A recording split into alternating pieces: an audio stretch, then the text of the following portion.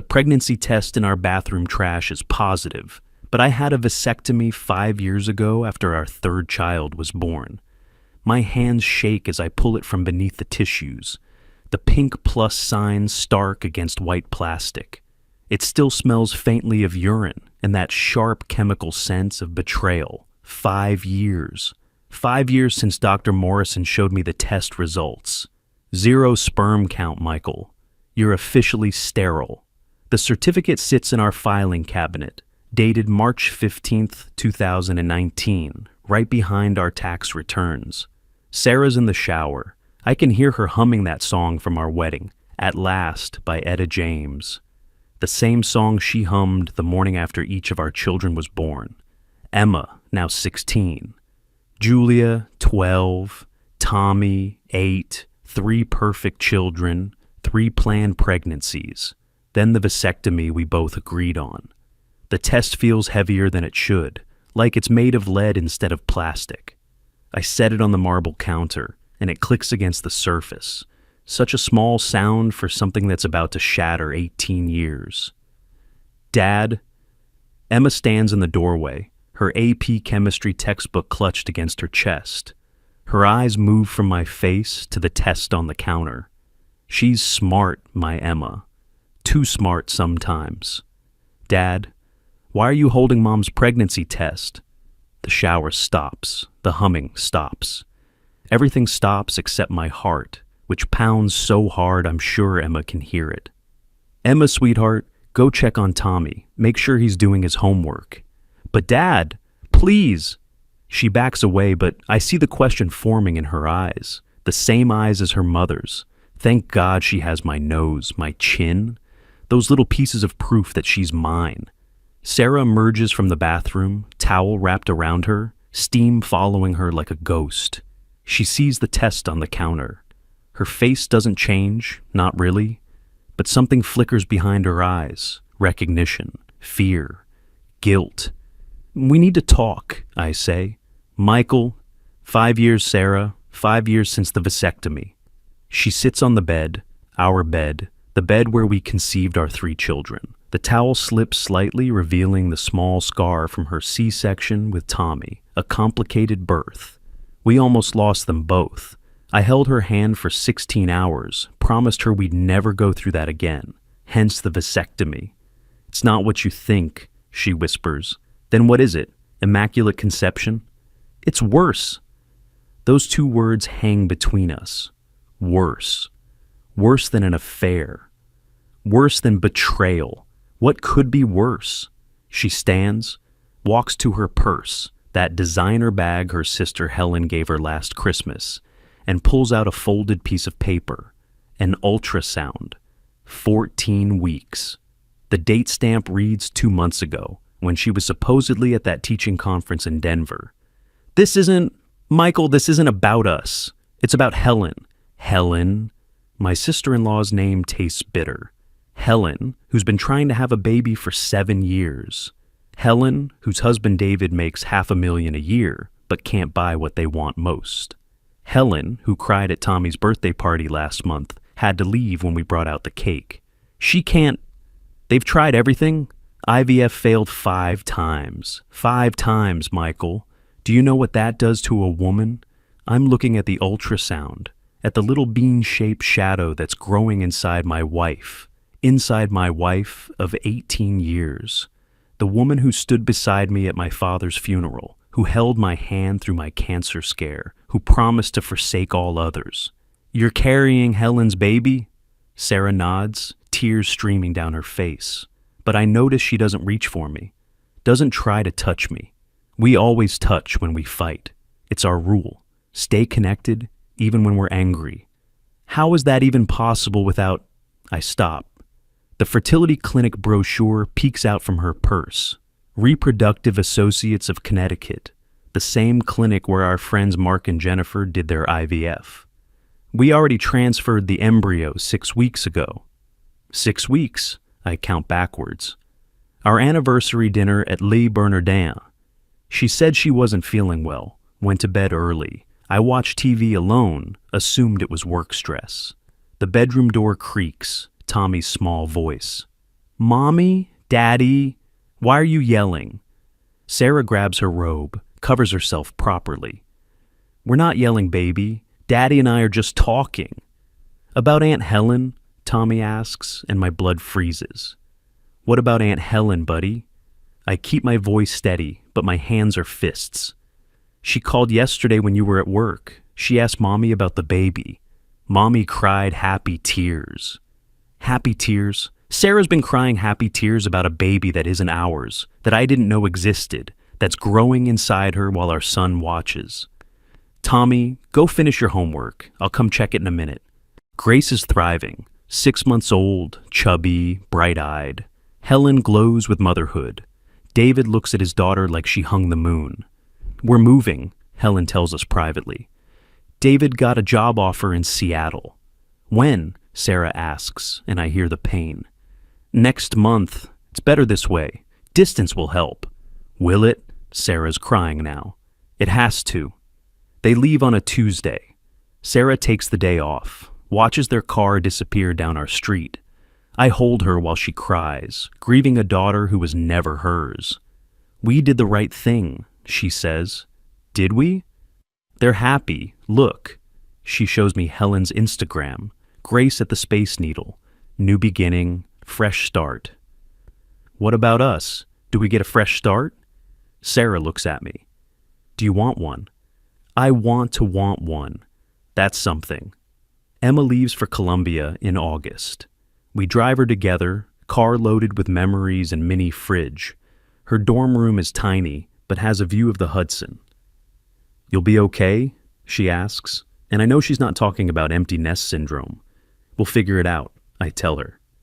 Dad, can I say something? Always. What Mom did was wrong. The lying, the secret, all wrong.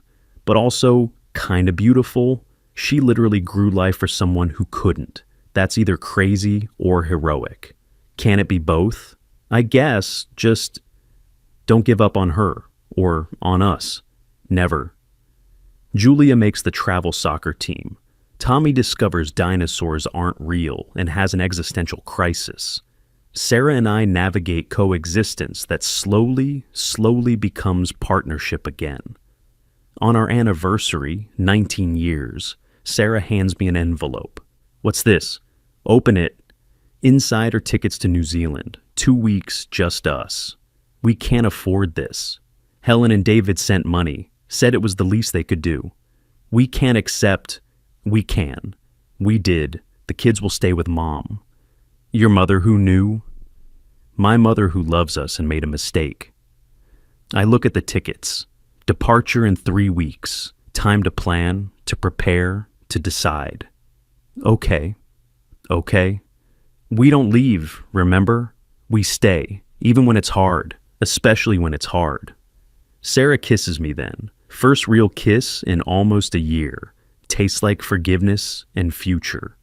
2 weeks before the trip, we have a family photo taken. Professional photographer, everyone in coordinating, but not matching outfits. The photographer arranges us, parents in back, kids in front. There's a space where another child could fit. We all see it, but no one mentions it. Smile, the photographer commands. We do. And for the first time in a year, it's not forced. The photo sits on our mantle now.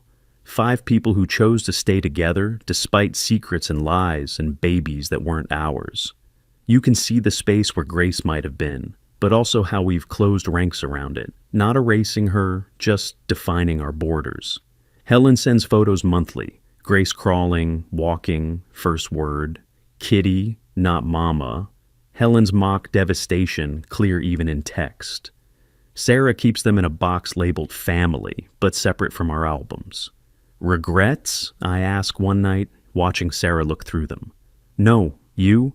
No, but also yes. I wish you trusted me enough to tell me. I wish I'd been brave enough to risk it. What would you have done if I'd said no? Sarah considers.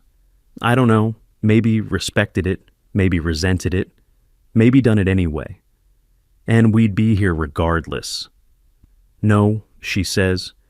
We're here because you stayed, because you chose us over anger. We chose each other. We chose our children. We chose our family. Tommy appears in the doorway, dinosaur pajamas and bedhead. Can't sleep. Bad dream? Sarah asks. No, just thinking. About what, buddy? Do you think Grace will remember us? I don't know, I answer honestly. I hope she does. We're her family too, right? Even if she lives far away. Right, Sarah and I say together. Cool, can I have a snack? Normal. Beautifully, boringly normal. Later, in bed, Sarah curved against me like she has for 20 years. I think about families, how they break and mend, how secrets are scars that fade but never disappear, how love isn't just feeling, but choosing, every day, to stay. Michael? Sarah whispers in the dark. Yeah? Thank you. For what? For not leaving, even when you should have, even when anyone would have understood. We don't leave, I repeat our new mantra, our rebuilt foundation. We stay, she completes it. Outside, the world spins with other families' dramas, other secrets growing in the dark. But here, in our bed, in our house, with our 3 children safe in their rooms and a 4th living across the country, with parents who desperately wanted her, we've found our way back to us. Not the same us. That couple died the day I found the pregnancy test. But maybe this new us, scarred, wiser, more careful with each other's hearts. Maybe we're stronger, or maybe we're just stubborn. Either way, we're here. We stayed. He disappears, but I know he'll tell his sisters. They share everything, my kids. No secrets between them. Unlike their parents, apparently. My phone buzzes. Sarah's sister calling. Helen's photo appears on the screen. Her and David at their vow renewal last year. Both smiling, both hiding the pain of another failed IVF cycle. I let it go to voicemail. She's calling you now? I ask. We talk every day. About the pregnancy. About the baby. Michael, please understand. Understand that you made a decision that affects our entire family without even telling me? That you're pregnant with another couple's child, and I'm supposed to just understand. Sarah opens her mouth to respond, but my phone buzzes again. This time it's a text from Helen. Please don't hate her. This was my idea. We're family. Family. The word sits heavy in the room. How? I finally ask. How did you do this without medical clearance, without my consent? Sarah, this is illegal in Connecticut. She pulls out more papers from her purse, that bottomless purse that apparently holds all her secrets. Contracts, unsigned. Medical forms with forged signatures. My signature, but not my handwriting. We were going to make it legal after it was too late to stop. You forged my signature? Helen did. She said you'd never agree if you knew, that you'd worry about me, about the risks. But Michael, I've done this before, 3 times. My body knows how to do this. Your body. What about our marriage? What about our children? The phone rings again. This time it's David, Helen's husband. I silence it, but the damage is done. They're all calling now, all in on this secret. Sarah's phone lights up with texts. I can see them from here. Mom, stay strong, sweetheart. Helen. Is he taking it okay? Someone named Dr. Martinez. Confirming your appointment tomorrow at 10. Who else knows? My voice is deadly quiet now. My family, Helen and David, obviously. The doctor at the clinic, she's Helen's friend from college. Your mother knows? Sarah nods. How long has your mother known? Since before we did it. She helped us plan. I stand up so fast the room spins. Margaret, my mother-in-law, who watches our kids every Tuesday, who brings Sunday dinner, who hugged me last week and said I look tired, that I should take better care of myself. She knew my wife was pregnant with another man's child, and she hugged me. Emma appears in the doorway again, Julia behind her.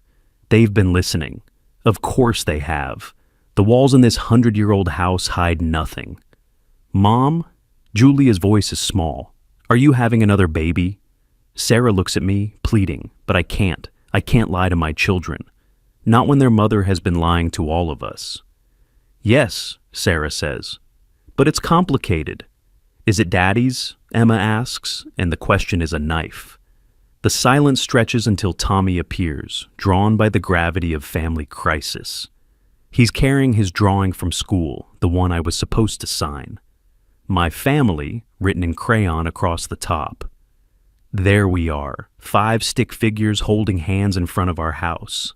But now there's something else, a small circle drawn in Sarah's stick figure belly. Tommy, I whisper, when did you draw that? Today. Mrs. Peterson said to draw our families. Mommy's tummy has been getting bigger, like when Julia was in there. The room tilts. My 8-year-old son noticed what I didn't, saw what I was too trusting to see. Kids, go to your rooms, I manage. Mom and I need to talk. Are you getting divorced? Julia asks, and her voice breaks on the word. No, Sarah says quickly. We don't know, I say at the same time. The children file out, Tommy clutching his drawing, Emma shepherding the younger ones with a maturity that breaks my heart. She looks back at me once, and in her eyes I see my own father's disappointment when my first marriage fell apart. But Emma's only 16. She shouldn't have that look yet. When they're gone, Sarah reaches for me, finally. Her hand hovers near mine, not quite touching. Michael, I love you. This doesn't change that. Doesn't it? You're carrying another man's child, Sarah. David's child. Helen's child. It's Helen's egg, David's sperm. I'm just the vessel. You're my wife, the mother of my children, not a vessel. My phone buzzes again. This time, it's my mother. Word travels fast in our family. Or should I say, their family. Because clearly, I'm not really part of it. Not enough to know my wife is pregnant. When is it due? I ask. February 14th. Valentine's Day, of course. The universe has a sick sense of humor. Our anniversary is February 21st. I know. Were you planning to tell me before or after our romantic dinner? She doesn't answer, but I see the truth in her face. She wasn't going to tell me at all. Not until it was obvious. Not until Tommy and the rest of the world could see what I was too blind to notice. The conference in Denver. The embryo transfer. The teacher's workshop last month. First prenatal appointment. Your book club last Tuesday. Ultrasound. Each lie lands like a physical blow. 18 years of marriage reduced to a litany of deceptions. I need some air, I say. Michael, please, let me explain everything. Helen, she's desperate. The last IVF nearly killed her. The hormones, the procedures. Her body can't take any more. But they have 3 frozen embryos left. 3 chances at being parents.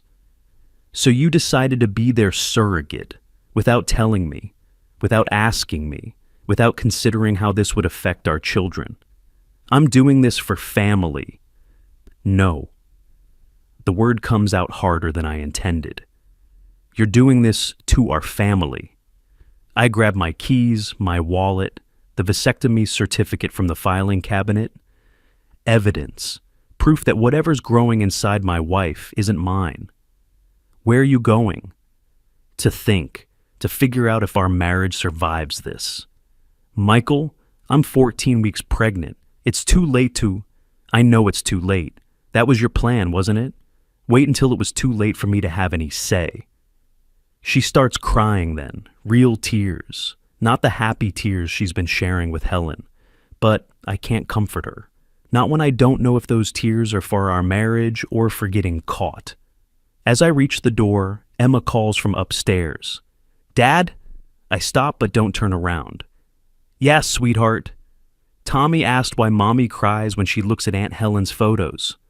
My hand freezes on the doorknob, Sarah's sharp intake of breath behind me. What photos, Emma? The ones in Mom's drawer, of Aunt Helen and Uncle David. She looks at them every night after you go to bed. The revelation sits cold in my stomach.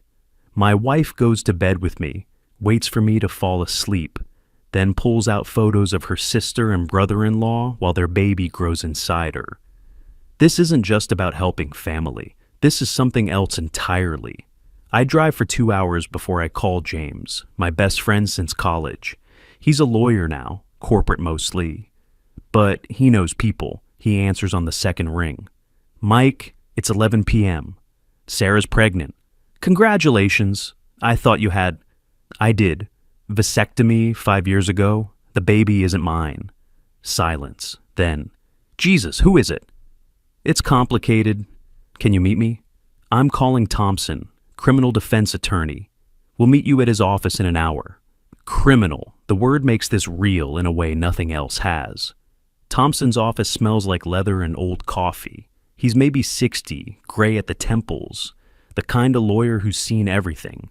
But when I lay out the story, the forged signatures, the secret surrogacy, the family conspiracy, even he looks surprised. In Connecticut, surrogacy agreements must be pre-authorized. Both spouses must consent. What your wife did? He pulls out a thick legal book, flips through pages. This could be prosecuted as fraud and child trafficking. Child trafficking. My wife could go to prison. My children's mother could go to prison. I don't want to prosecute her. I just want to understand my rights. Your rights? Thompson leans back. You have the right to divorce, the right to file charges, the right to sue the clinic for accepting forged documents. But Mr. Collins, once that baby is born, if your name is on the birth certificate, why would my name be on it? You're the legal husband. Unless you contest paternity before birth, you're presumed to be the father, even with your vasectomy certificate. But the biological father is David, Helen's husband. Can you prove that? They did IVF. There must be records. Thompson shakes his head. Not if they did this off the books. Not if the clinic was complicit. You said the doctor was Helen's friend? I nod, feeling sick. Then documentation might be selective. James, who's been quiet, finally speaks. Mike, you need to get ahead of this. Document everything. Record conversations if you can. Connecticut is a one-party consent state. Record my wife? Your wife who committed fraud, who's carrying another man's child without your knowledge or consent.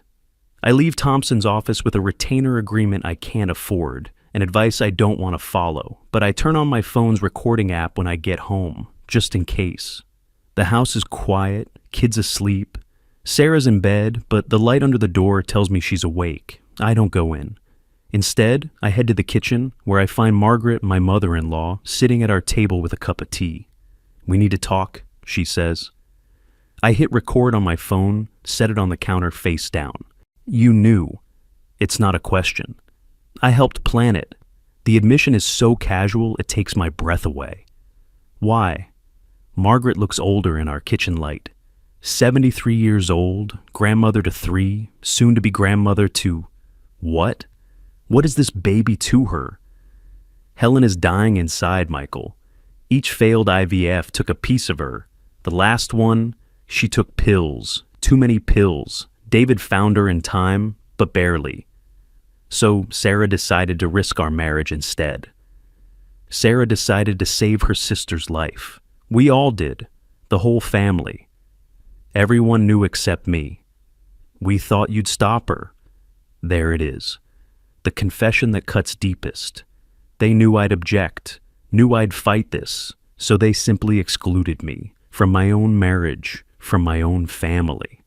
How long have you been planning this? Margaret pulls out her phone, shows me a WhatsApp group. Project Baby. 23 members. Sarah's brothers, their wives, cousins I've had Thanksgiving with. Aunts who sent our kids birthday cards. Messages going back 2 years. 2 years. You've been planning this since before Tommy started school? The first year was just research, finding the right clinic, the right doctor. Helen had to harvest more eggs, create more embryos. Then Sarah had to get her body ready. Get ready? What does that mean? Margaret looks uncomfortable for the first time. She went off birth control 18 months ago, started taking prenatal vitamins, did testing to make sure she could carry safely. 18 months. We'd been using condoms for 18 months because Sarah said the pill was giving her headaches. I accepted it, trusted her, bought economy boxes of Trojans like an idiot while she was preparing her body for another couple's baby. The money? I ask, remembering our suddenly tight budget. Sarah's insistence we postpone our kitchen renovation. IVF is expensive, even with David's insurance. The transfer alone was $15,000. $15,000 of whose money? Margaret doesn't answer, but she doesn't need to. I know where our savings went now. Why Sarah insisted we wait another year for Julia's braces. Why she's been buying generic groceries. Tommy's college fund? Just borrowed. Helen will pay it back triple when the baby's born. You used our 8-year-old's college fund for this? For family, Michael. Family takes care of family. I'm family, the words explode out of me. I'm her husband. Those are my children sleeping upstairs. We're family. Margaret stands, gathers her coat. You're right. You are family. Which is why we knew you'd eventually understand. Understand what? That my wife would rather carry her sister's baby than be honest with me? That sometimes love means sacrifice. Whose sacrifice? Sarah's or mine? She pauses at the door. Everyone's, Michael. That's what makes it love. After she leaves, I sit in the dark kitchen, staring at the WhatsApp messages on her phone. She'd left it unlocked, probably intentionally. 2 years of planning, photos of Helen's eggs being harvested, Sarah's temperature charts, ovulation predictors, a whole secret life documented in blue and white bubbles. One message from Sarah 6 months ago catches my eye. Practice the conversation with M again. Still can't find the right words. She'd practiced telling me, multiple times, but never actually did it. Another from Helen. Thank you for being the sister I need, not the one I deserve. And from David, 3 weeks ago, the transfer worked. We're going to be parents. Thank you, Sarah. Thank you for giving us what I couldn't give Helen. What he couldn't give Helen, because David's the infertile one, not Helen. I scroll up further, find medical documents. Helen's eggs are perfect. Her uterus is fine. But David, 0 sperm count. Like me. Except he was born that way. No vasectomy to reverse. No chance ever. My phone buzzes. Sarah texting from upstairs. Please come to bed. We need to talk. I climb the stairs, each step heavy, past Tommy's room, see his nightlight casting dinosaur shadows on the wall. Julia's door with her keep out sign. Emma helped her make. Emma's room, light still on, probably reading. Sarah's sitting up in bed, surrounded by papers, more medical documents, more secrets. I wanted to show you everything, she says. No more hiding. I sit on the edge of the bed, our bed, but it feels like a stranger's furniture now. Show me. She spreads out ultrasounds, blood tests, genetic panels. The baby is healthy, a girl. Helen wants to name her Grace. Grace, already named, already a person, already loved by everyone but me. When did you find out it was a girl? Last week. Helen was there. We cried together. You cried with Helen about her daughter while I thought you were at book club. Yes. At least she's not lying now. Small comfort. What else should I know? Sarah pulls out a legal document. David and Helen's will. If something happens to them, they want us to raise Grace. They want the woman who carried her to raise her. They want family to raise her. I look at the will, dated 3 weeks ago. 3 weeks ago, I didn't even know my wife was pregnant, and Helen and David were already planning for us to potentially raise their child. What about our kids? How do we explain this to them? They're smart. They'll understand Aunt Helen needed help. Will they understand why Mommy lied? Why everyone lied? Sarah touches her stomach, barely showing, but now that I know, I can see it. The slight roundness that wasn't there in summer. I feel her moving, she whispers. Started last week. Little flutters, like butterfly wings. Sarah, I know you're angry. You have every right. But Michael, this is happening. In 5 months, Helen and David will have their baby, and we'll go back to normal. Normal? You think we can go back to normal? We have to, for the kids. I stand up, walk to our dresser. In the bottom drawer, under my winter sweaters, I find them. The photos Emma mentioned. Helen and David, smiling, holding negative pregnancy tests, IVF failure letters, adoption rejections. A catalog of heartbreak my wife has been studying in secret. How long have you been in love with the idea of saving them? Sarah's quiet for so long, I think she won't answer. Since Helen's third miscarriage, she called me at 2 a.m., bleeding and crying. David was traveling. I drove her to the hospital, held her hand while they confirmed what she already knew. She looked at me and said, "Why can you make babies so easily when all I want is one?" And I didn't have an answer. So, you decided to make her one. I decided to share what I had, what we had, the ability to create life, without asking me, because you would have said no. You don't know that. Michael, you had a vasectomy. You literally had surgery to stop creating life. How could I ask you to help create one for someone else? The logic is twisted, but I can follow it. In Sarah's mind, my vasectomy was proof I'd never agree, so she never asked. I need to know something, I say, and I need the truth. Anything? Are all 3 of our children mine? The question lands like a bomb. Sarah's face goes white, then red. How can you ask that? You've been lying for 2 years, maybe longer. I need to know. They're yours, all 3. How could you doubt that? Because I didn't doubt this either. And look where we are. I pull out my phone, show her what I ordered an hour ago. 3 DNA test kits, overnight shipping. You're going to test our children? I'm going to know the truth, all of it. Sarah starts crying again, but these tears feel different. Angry tears. Go ahead, test them, test yourself. Test every moment of the last 18 years. But when those tests come back, proving what you already know, that you're their father, what then? Will you finally trust me again? I don't know. That's not good enough, Michael. Our children need to know their parents are solid.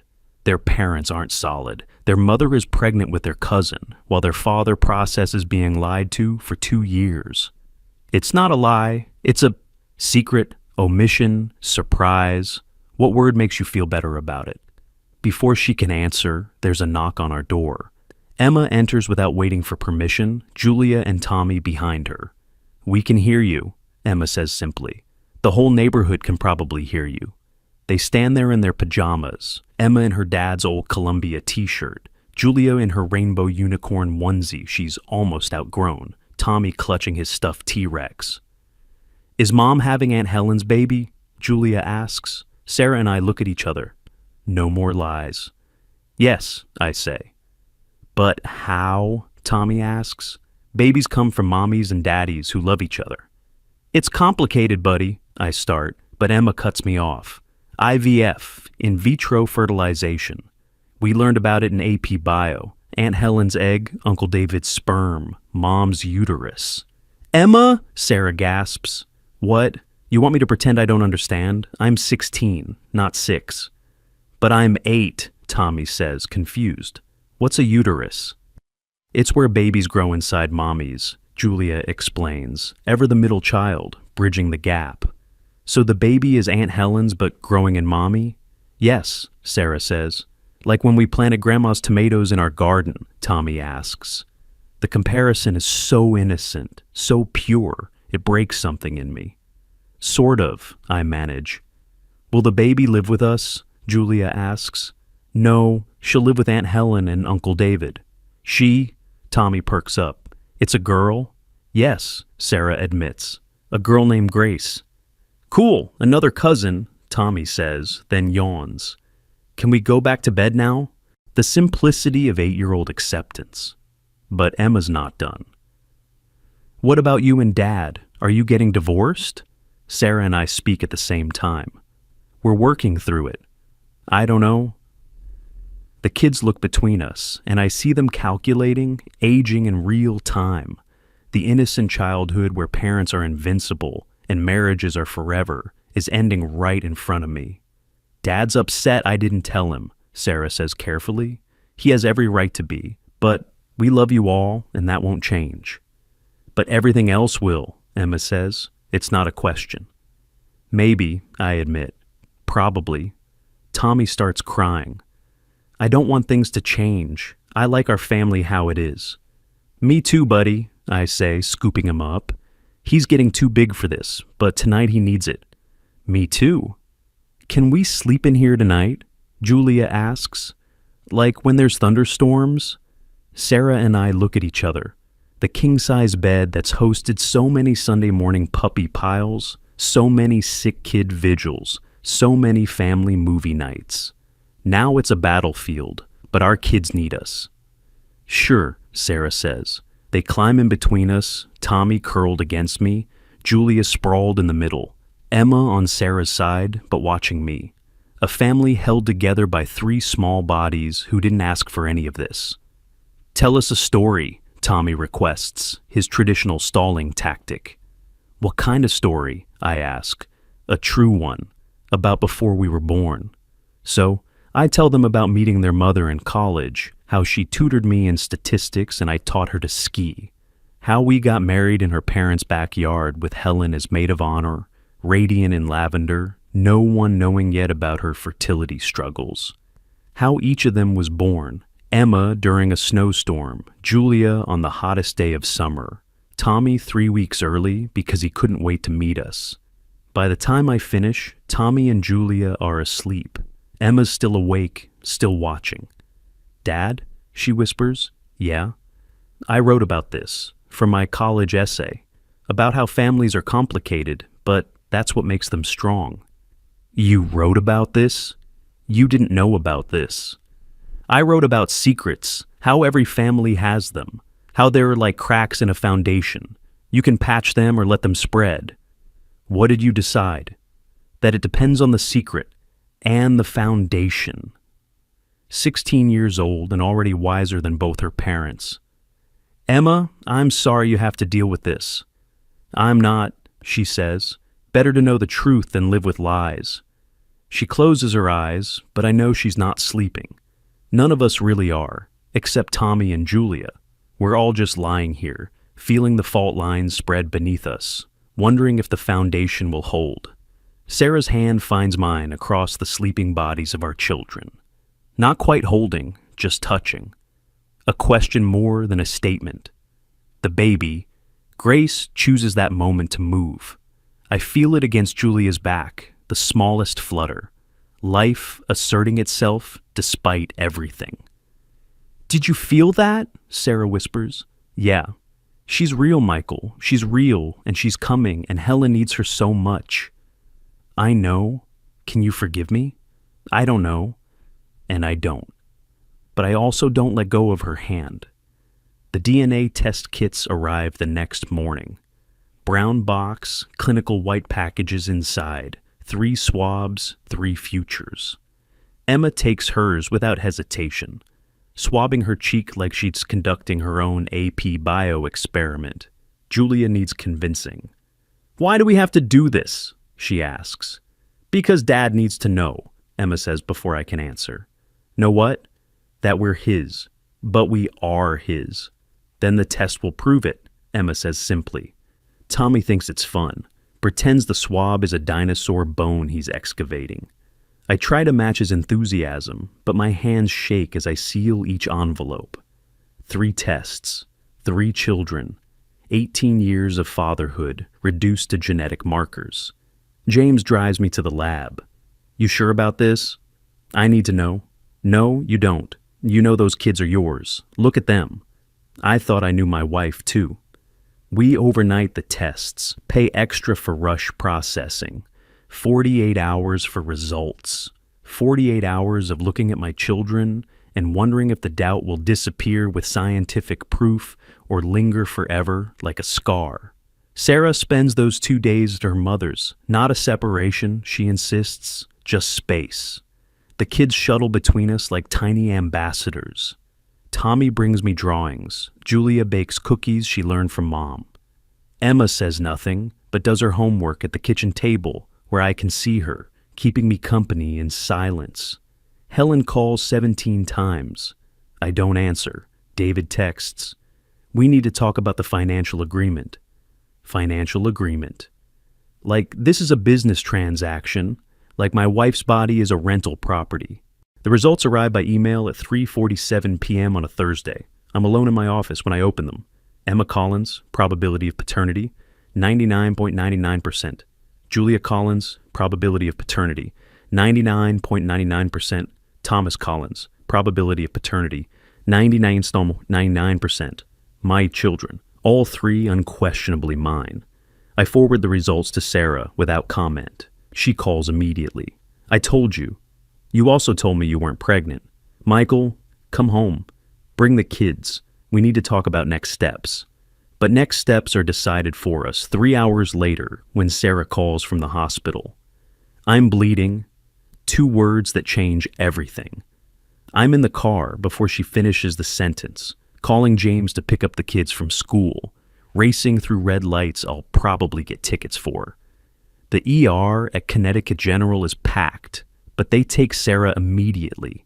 Pregnancy complications jump the line. I find her in a curtained area, Helen already there, both crying. How? I start to ask how Helen got here first, then remember. They track each other's locations. They've been synchronized for months while I lived in ignorance. The baby? I ask. Still has a heartbeat, Sarah says. But there's blood, too much blood. Dr. Martinez, the friend from college, the conspirator, arrives within minutes. She doesn't acknowledge me, focuses on Sarah. Subchorionic hemorrhage, she announces after an ultrasound. The placenta is partially detaching.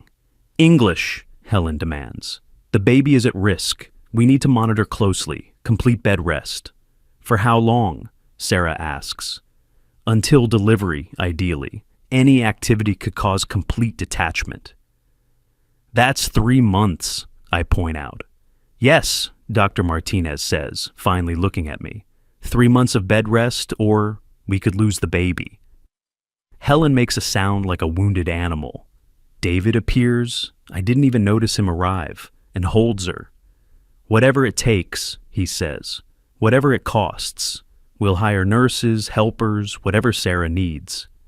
What Sarah needs, I say slowly, is her husband's support. Everyone looks at me. Michael, Sarah starts. No, everyone else has had their say for 2 years. Now it's mine. I look at Helen and David. This is what you wanted? My wife on bed rest for 3 months, missing Tommy's school play, Julia's soccer finals, Emma's college visits. We didn't know, Helen begins. You didn't care. You wanted a baby. Sarah offered her body. No one asked what it would cost our family. Mr. Collins, Dr. Martinez interjects. Your wife needs calm right now. Stress could... Stress? You want to talk about stress? How about finding out your wife is pregnant with another couple's child? That's stress. The fetal monitor starts beeping rapidly. The baby's heart rate is climbing. Everyone out, Dr. Martinez orders. Except Mr. Collins. Helen protests, but David pulls her away. When we're alone, Dr. Martinez checks Sarah again. The bleeding has increased. We may need to deliver early. At 23 weeks? Sarah gasps. She won't survive. 23 weeks is viable with intervention. Barely, I say. I remember Tommy at 37 weeks, how fragile he was. 23 weeks is a different universe of risk. Sarah grabs my hand. First time she's reached for me in days. Michael, please. I know you're angry. You have every right. But this baby, Grace, she's innocent. She didn't ask for any of this. Neither did our kids. No, but they're safe. They're healthy. They have us. She squeezes harder. Grace only has this chance. If I don't do this, Helen might not survive losing her. That's not your responsibility. Isn't it? If you could save James's life by lying in bed for 3 months, wouldn't you? That's different. Why? Because he's your family and Helen's mine? The monitor shows another contraction. Sarah breathes through it, still holding my hand. She called your name, Dr. Martinez says quietly. During the worst of the bleeding, she called for you, not Helen. I look at my wife, pale against the hospital sheets, stomach slightly rounded with another family's hope. 3 months of bed rest, modified bed rest. She can get up for bathroom, shower, but otherwise horizontal. I'll do it, Sarah says. With or without you, Michael, but I'd rather with. The next hours blur. Admission to the high-risk pregnancy ward. Insurance arguments. Our insurance won't cover this since it's surrogacy. David writing checks that could buy a car. Helen pacing, praying, bargaining with a God she hasn't believed in since her 3rd miscarriage. I go home to get Sarah things. The kids are with James, but the house echoes with their absence. Tommy's drawing still on the fridge. Julia's soccer cleats by the door. Emma's college brochures spread on her desk. Columbia, Yale, Princeton. All close enough to come home weekends if needed. I pack Sarah's robe, her pillow that smells like her shampoo, the photo from our bedside, all 5 of us last Christmas before secrets grew like tumors. When I get back, Helen's in Sarah's room, holding her hand, both of them staring at the ultrasound screen. Grace, swimming in amniotic fluid, oblivious to the drama she's caused. She has Helen's nose, Sarah says. David's chin, Helen adds. They look at me, waiting for my contribution to this genetic inventory. She has a strong heartbeat, I offer. It's not forgiveness, but it's something. The next weeks develop a rhythm. I drive kids to school, go to work, visit Sarah at lunch, pick up kids, homework, dinner, hospital, until visiting hours end. Helen basically lives in Sarah's room. David and I develop an awkward detente in the hospital cafeteria. I didn't know, he says one day over terrible coffee, about the forgery. Helen told me you agreed. Would you have stopped it? No, he admits. We want this too much, but I would have insisted we do it legally. And if I'd said no, we'd have found another way. Helen's sister in California offered, but she's 43. Too risky. So Sarah was your best option. Sarah was our only option.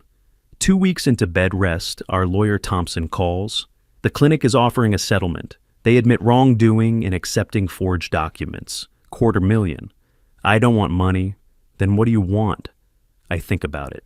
I want protection, legal documentation that Sarah has no parental rights or responsibilities to this child, that our children have no legal relationship to it, that once it's born, this is over. I'll draw up papers. The documents arrive the same day as Emma's early acceptance to Columbia. She opens the letter in Sarah's hospital room, all of us crowded around the bed. Full scholarship, she reads, voice shaking. Academic excellence grant. Sarah cries, happy tears for once. I'm so proud of you. I almost didn't apply, Emma admits. With everything happening, I thought about taking a gap year. Why? I ask. To help. With the kids, the baby, everything. No, Sarah and I say in unison. You go to Columbia, Sarah continues. You chase your dreams. This family drama is not your responsibility.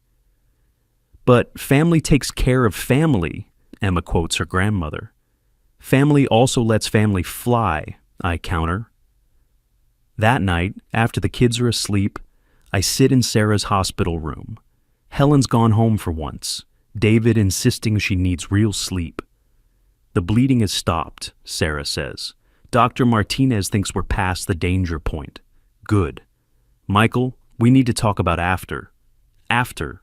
After Grace is born, after this is over, what happens to us? I don't know. The kids need to know. Emma's leaving for college thinking her parents might divorce. Are we divorcing?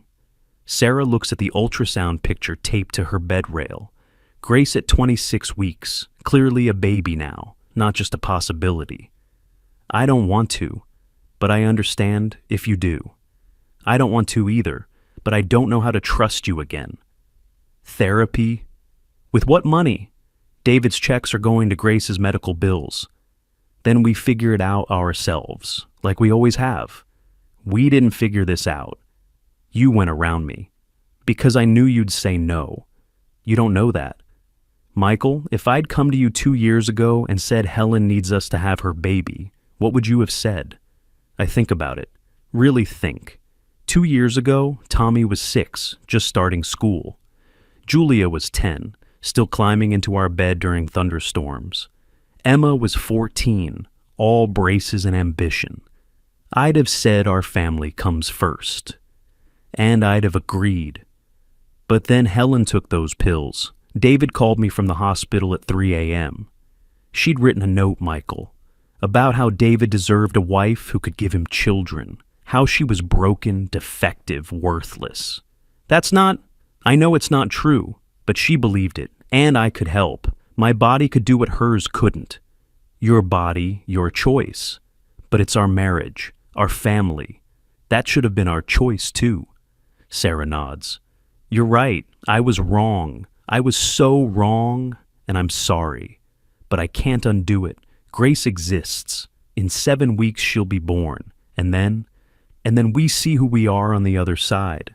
The labor starts at 34 weeks. Not ideal, but viable. I'm at work when Sarah calls. It's happening. I meet them at the hospital. Sarah, Helen, David, Margaret. The whole conspiracy reconvened for the finale. Dr. Martinez is already there, prepping for a C-section. The placenta never fully reattached, too risky for natural birth. You can come in, Sarah tells me, if you want. What about Helen? Only one support person in the OR. Helen looks at me, and for the first time, I see what this cost her too. Watching another woman carry what she couldn't. Living with the guilt of destroying her sister's marriage for her own dreams. You should be there, I tell her. No, Helen says. Sarah needs you. She's always needed you. I just borrowed her for a while. It's not an apology, but it's acknowledgement. The OR is cold, bright, surgical. Sarah's arms are strapped down, curtain at her chest. I sit by her head, hold her hand while Dr. Martinez works. You came, Sarah whispers. We don't leave, I say, the words surprising me. Even when we're angry, even when we're hurt, we don't leave. Is that true? I'm here, aren't I? The surgery is quick, 20 minutes from cut to baby. Grace arrives screaming, all 4 pounds of her, tiny but fierce. She's perfect, Dr. Martinez announces. 10 fingers, 10 toes, excellent lungs. They hold her up briefly, red, wrinkled, beautiful in that ugly newborn way, then whisk her to the NICU team. Is she okay? Sarah asks. She's fine, just needs a little help breathing. Helen appears as they are closing Sarah up, tears streaming. Thank you both.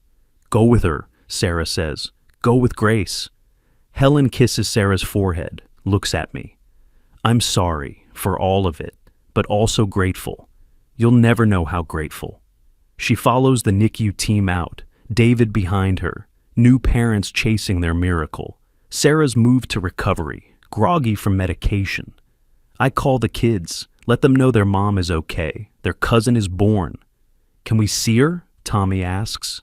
Soon, buddy. Is she ours or Aunt Helen's? She's Aunt Helen's. Good, he says. We already have enough kids. 8-year-old wisdom. The next days are careful choreography. Helen and David practically live in the NICU. Sarah pumps breast milk that Helen feeds to Grace. Our kids visit, peer through glass at their cousin who caused so much chaos. She's so small, Julia observes. You were smaller, I tell her. 5 weeks early, 4 pounds 2 ounces. But I was yours, Julia says. Yes, you were ours.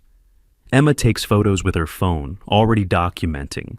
For my senior project, she explains, about complicated families. We're certainly that, I agree. Grace goes home after 2 weeks. Helen and David send photos constantly. First bath, first outfit, first everything. Sarah cries at each one, hormones and emotions tangled. "Do you regret it?" I ask one night.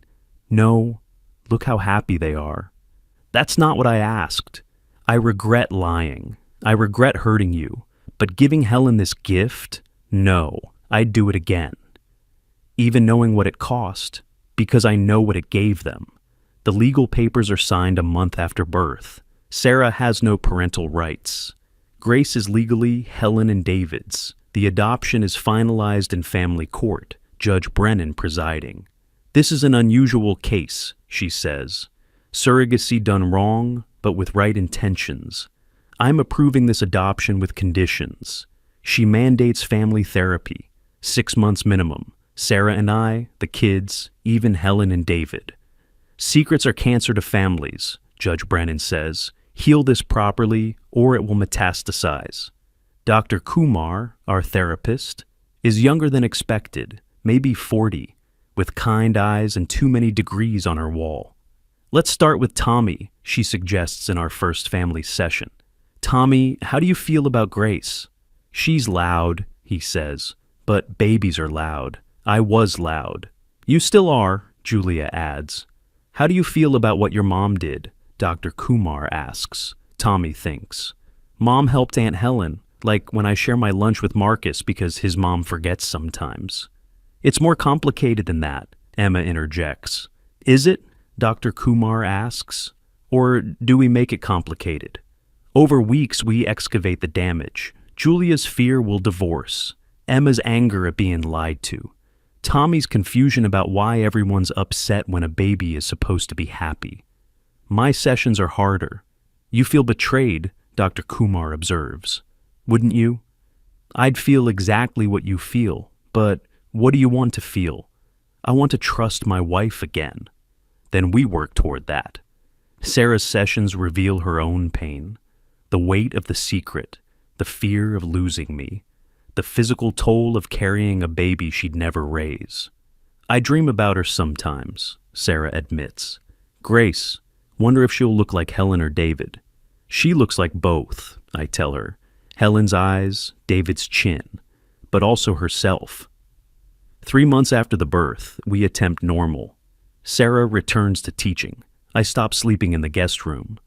The kids stop walking on eggshells. Helen brings Grace to Tommy's birthday party. Awkward doesn't begin to cover it. But Tommy's thrilled to show off his cousin, and that matters more than adult discomfort. She grabbed my finger, he announces proudly,